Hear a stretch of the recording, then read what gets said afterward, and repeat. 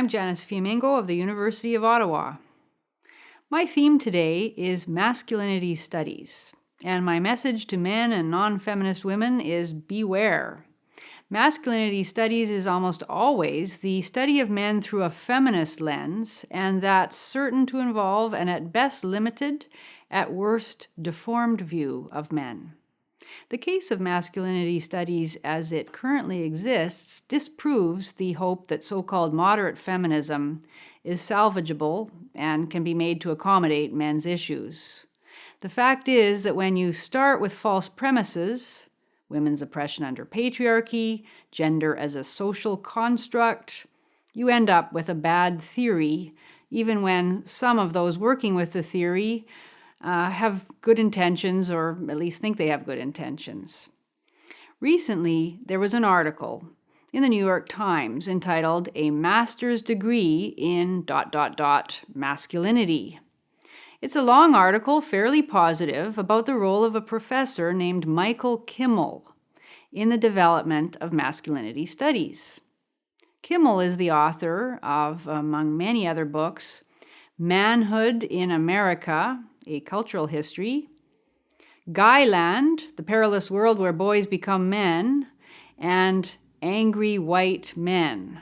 The latter a book in which he takes pains to disassociate himself from and belittle the men's rights movement. Now, Kimmel is a superstar in the sphere of high-powered, socially acceptable discussions of gender. He lectures all over the place, he liaises with government ministries, and he was the first man to deliver the International Women's Day lecture at the European Parliament. He's beloved by big-time activists like Jane Fonda and Gloria Steinem, and when we read about his version of masculinity studies, we can understand why. What does it mean to be a man today, according to Michael Kimmel and his feminist friends? Well, according to the New York Times article, men are in crisis, which is pretty strong language and a marked contrast to the standard emphasis of feminists on male privilege. But unfortunately, the list of what constitutes this crisis is not very helpful. Here it is, in part. Mental illness, suicide, terrorism, rape, mass shootings, jetliner crashes, and young black men being killed by the police. Well, that list really jumbles together a lot of different kinds of crisis, some of it, terrorism, rape, and mass shootings, for example, focusing much more on men as perpetrators of violence than as victims of structural social inequity. So we've got a big problem right there. But at least the article and Kimmel's work seems to be addressing the fact that men have some issues worth taking seriously. Unfortunately, the rest of the article makes it clear that masculinity studies, as Michael Kimmel has developed it at Stony Brook University, where he founded a Center for the Study of Men and Masculinities, is really classic man-blaming feminism, but with a more exclusive focus on masculinity as a problem needing to be fixed. Yes, the article actually comes out and says, presumably with Kimmel's endorsement, that men are the source of most of the world's problems. Here's the quotation. "If we had a better understanding of men, scholars wonder, how many of the world's ills could we solve, or at least attempt to?" Well, that quotation tells us probably all we need to know about these so-called studies. But let's look at how it gets there. The article begins with a cameo of discussion about the differences between the phrase good man and real man. Kimmel gets some men and women together and asks them to tell what they think when they hear those phrases, good man and real man. Not surprisingly, they have different associations with these phrases, just as they would if the phrases were good woman and real woman. The discussion leads Kimmel to proclaim that American men are confused about what it means to be a man. Well, wait a minute. That's his big point? That American men are confused? Anyone reading this who has heard for the past 40 years about the problems women face in our society, real objective problems like rape and sexual harassment and job discrimination and the wage gap, well, they're likely going to think if that's men's biggest problem, they don't need a bunch of university courses to help them with their confusion. It all seems trivial.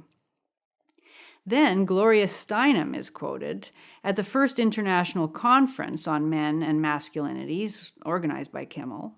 And here's what she has to say about the study of masculinity. She says, men's life expectancy increases by 3 to 4 years if you eliminate causes of death attributable to masculinity, such as death from violence, death from speeding, and death from tension-related diseases.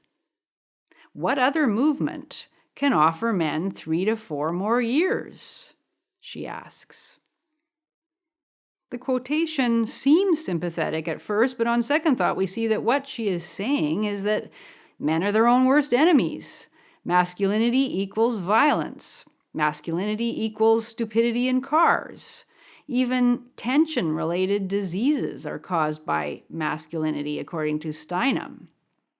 The statement about men's problems, then, is really a nasty slam at masculinity as the source of terminal illnesses and violent death. And Michael Kimmel's own remarks constantly circle back to the problems that men purportedly cause in our society, especially rape, rather than to the problems that they face. In fact, rape as a problem of men that needs to be cured is mentioned no less than 4 times in the article, once as sexual assault. And a great deal of the discussion about masculinity places a high priority on men becoming more like the ideal partners, fathers, and political allies that feminists have always said they need to be, by, for example, taking their fair share in housework and child-rearing. The closer we read, the more it seems that Kimmel's whole message is that the male failure to realize that feminism is good for men too is the main source of men's problems today. The article has not a word to say about any of the structural problems that men encounter in society. Their lack of equality before the law when it comes to criminal sentencing, for example, the fact that men receive higher sentences for the exact same crimes as women, the bias against men in family court, their lack of reproductive rights, the lack of funding for research on male diseases, the lack of due process in cases of claimed rape and sexual harassment, and so on. Michael Kimmel says not a word about any of these. He's too busy making nice with his feminist colleagues and telling men that they're the problem. Well, if masculinity studies won't look honestly and comprehensively at the systemic problems that men face, the problems that men themselves are identifying as factors behind mental illness, incarceration rates, and skyrocketing male suicide, and if it won't own up to the role of feminist thought and activism in contributing to those problems, then I, for one, don't believe that it can be a positive force in the analysis of men's lives. It's a funny kind of advocacy for men that tells men to get with the feminist program and own up to their role as the source of world evil. And I would counsel any man I know to avoid it like the plague.